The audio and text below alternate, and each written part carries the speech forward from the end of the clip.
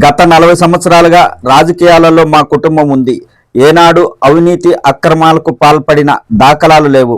మాపై అసత్య ఆరోపణలు చేస్తే వైసీపీ నేత రమేష్ రెడ్డి రాయచోటి ప్రాంతంలో తిరగలేడని అన్నమయ్య జిల్లా రాయచోటి శాసనసభ్యుడు రాష్ట్ర రవాణా శాఖ మంత్రి మండిపల్లి రాంప్రసాద్ రెడ్డి మాస్ వార్నింగ్ ఇవ్వడం జరిగింది. ఆయన మీడియాతో మాట్లాడుతూ రాయచోటి నియోజకవర్గంలో వైఎస్ఆర్ కాంగ్రెస్ పార్టీలో రమేష్ రెడ్డి నీ స్థానం ఏంటో చెప్పాలని ప్రశ్నించాడు. కూటమి ప్రభుత్వం అధికారంలోకి వచ్చి 9 నెలలు అవుతుంది. రాయచోటి నియోజకవర్గంలో ఏ ఒక్కడైనా నా పేరు చెప్పి దందాలు చేశాడా, దమ్ముంటే నిరూపించాలని మంత్రి రాంప్రసాద్ రెడ్డి రమేష్ రెడ్డిపై ఘాటు వ్యాఖ్యలు చేశాడు. శాసనసభ్యులుగా ఎన్నికైనా ఇప్పుడు చెప్పుకునే ఆయన రాయచోటి కేర్ ఆఫ్ అడ్రస్ లేనాయన. ఒక నియోజకవర్గాన్ని తుంటలుగా వేస్తే 2 మండలాలు ఇక్కడ వచ్చి కలిస్తే 15 సంవత్సరాలు తెలుగుదేశం పార్టీ ఇన్ఛార్జిగా ఉంటూ తెలుగుదేశం అధికారంలో ఉన్నప్పుడు కూడా ఒక సూడో ఎమ్మెల్యే లాగా, అంటే ఒక పార్టీ అధికారంలో ఉండి శాసనసభ్యుడిగా ఓడిపోతే ఒక ఇన్ఛార్జి పదవి ఇస్తారు. ఆ ఇన్ఛార్జి పదవి అడ్డం పెట్టుకుని వేలాది మంది తెలుగుదేశం పార్టీ కార్యకర్తల ఉసురు తగిలి వాళ్ళ యొక్క మాన ప్రాణ ధనంతో ఆడుకొని వాళ్ళ పేర్లతో పని చేసుకొని మహిళా కార్యకర్తల నాయకురాలను వధించి, ఆ మాటలు చెప్పకూడదు ఆయన గురించి, అలాంటి క్యారెక్టర్లెస్ ఫెలో నా గురించి మాట్లాడడం. నేను చెప్తున్నా, 20 సంవత్సరాల నుంచి ఏ రోజు అధికారం ఉండే పార్టీలో లేను నేను. ఏ రోజు 20 సంవత్సరాల్లో ఒక్క రోజు కూడా అధికారం అడ్డం పెట్టుకొని నేను రాజకీయం చేయలా. ఇతని జీవితం అంతా రాజకీయంగా భిక్ష పెట్టిన తెలుగుదేశం పార్టీని అంటిమెట్టి పెట్టుకోనుండి తెలుగుదేశం పార్టీ ఇన్ఛార్జిగా 4 సార్లు ఓడిపోయినాడు. ఒకసారి లక్కిరెడ్డిపల్లి శాసనసభ్యునిగా, ఒకసారి రాజంపేట ఎంపీగా, 2 సార్లు రాయచోటి నియోజకవర్గ శాసనసభ్యునిగా పోటీ చేసి ఓడిపోయిన వ్యక్తి ఈ రోజు బట్టలు తీసి ఊడదీసి కొడతాడంట మమ్మల్ని. ఎప్పుడు మీరు అధికారంలోకి వచ్చేది? ఇంకా భ్రమలో ఉన్నావా? నేను అడుగుతున్నా, దమ్ము ధైర్యం ఉంటే రాయచోటి నియోజకవర్గంలో వైసీపీ పార్టీలని స్థానం ఏంది అడుగుతున్నా. ధైర్యం ఉంటే, శక్తి ఉంటే చెప్పు. వైసీపీ పార్టీలో రమేష్ రెడ్డి స్థానం ఏంది? నువ్వు 11 కోట్ల రూపాయలకు అమ్ముడుపోయిన వ్యక్తివే. ఈ రోజు నాగా గురించి మాట్లాడే దమ్ముందా? ఒక్క టిప్పరు కంకరు ఎవడో మంత్రి పేరు చెప్పి తీసుకొని పోతే మంత్రి సహోదరుడికి, మేనల్లుడికి, బంధువులకు అంటగట్టే నీచమైన సంస్కృతి నీది. నేను చెప్తున్నా, 9 నెలలుగా అధికారంలో ఉన్నాం, శాసనసభ్యునిగా, మంత్రిగా ఈ నియోజకవర్గంలో ఉన్నా.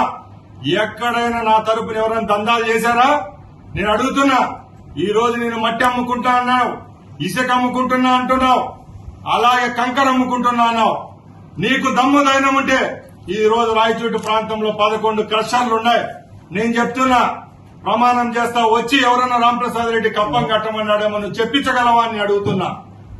ఆ రోజు నువ్వు ఒక ఇన్ఛార్జిగా ఉంటే చిన్న చితక నాయకుల పేర్లతో వర్కులు పెట్టి వాళ్ళను ఎండకు జేసీబీలు పెట్టి వర్కులు చేస్తే బిల్లులు నీ చెంచాగాల పేరుతో నీరు చెట్టు పనులు తీసుకొని ఆ డబ్బులు బొక్కింది నువ్వు కదా అని అడుగుతున్నా.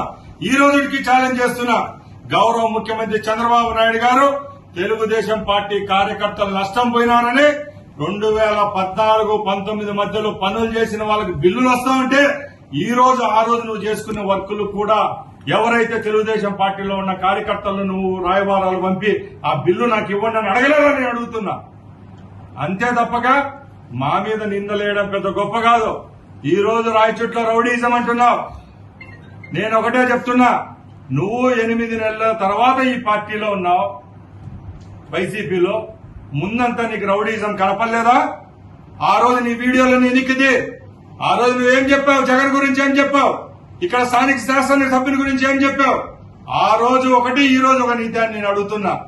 ఈ రోజు నిజమైన పార్టీ అధికారంలో ఉంది, న్యాయపరంగా మేము పాలిస్తున్నాం కాబట్టి రౌడీ షీటర్లు ఎవరైతే ఉన్నారో వాళ్ళందరినీ నిన్న చేతులకు బేడీలు వేసి టౌన్ లో తిప్పామా లేదా అని అడుగుతున్నాం.